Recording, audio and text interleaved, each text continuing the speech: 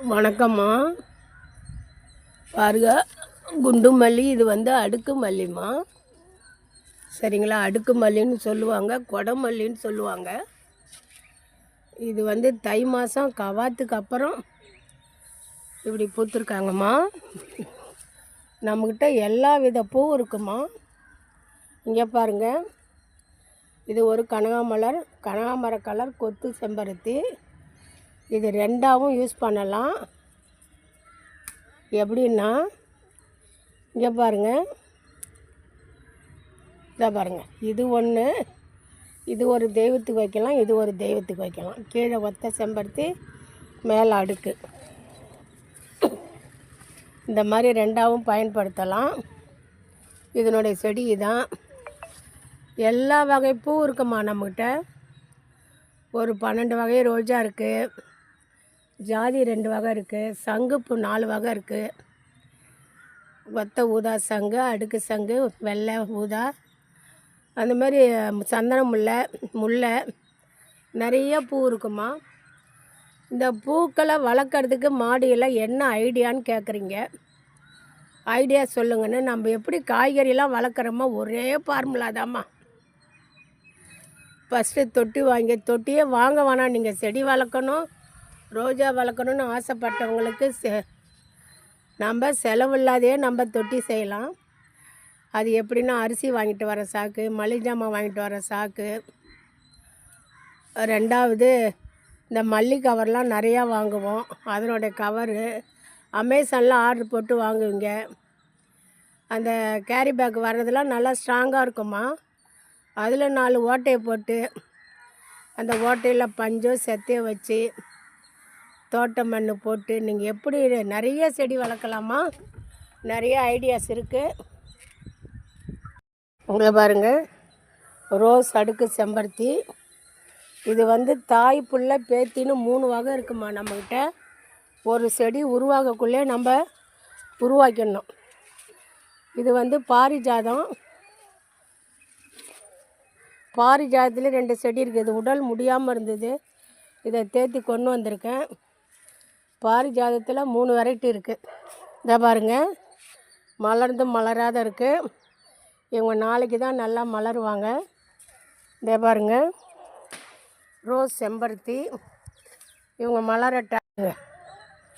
ஊதா சங்குப்பூ உடலுக்கு அவ்வளோ நல்லது. ஒரு 10 பூவை போட்டு தண்ணி வச்சு குடிக்கலாம். வெறுமனே இல்லை எதுவுமே கலக்க வேணாமா.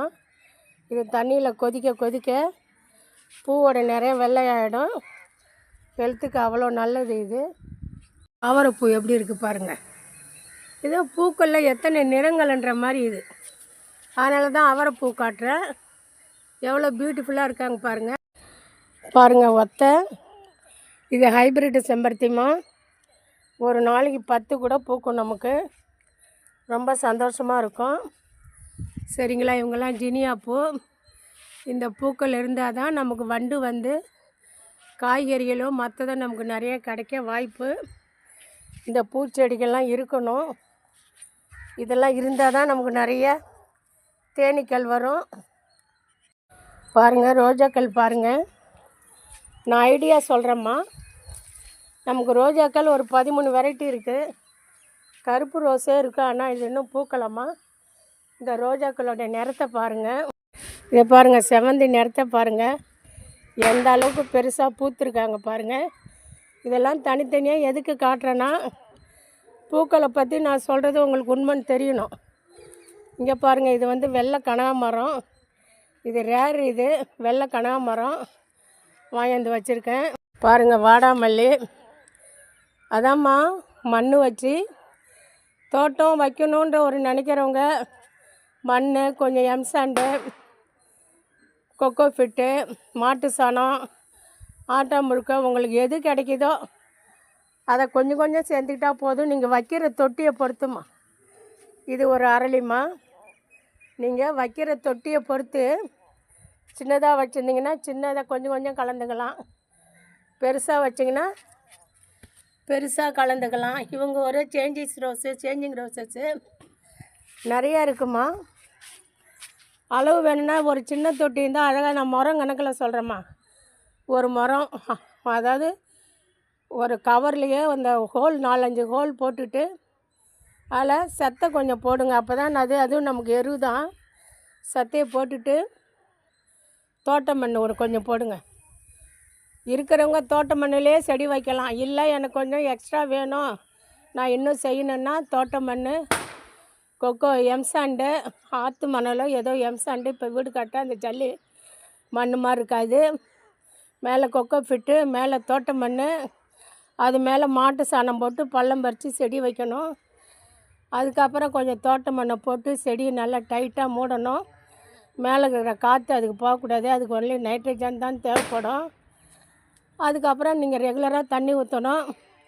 மெயினாக வெயிலில் இருக்கணுமா செடி, சரிங்களா? ஆஃப் நிழல்லாம் இப்போ காலை நேரத்தில் தான் நீங்கள் பூச்செடிகள் வைக்கணும். எந்த செடியாக இருந்தாலும், காய் செடியாக இருந்தாலும் பூச்செடியாக இருந்தாலும் நீங்கள் காலை நேரத்தில் தான்மா வைக்கணும்.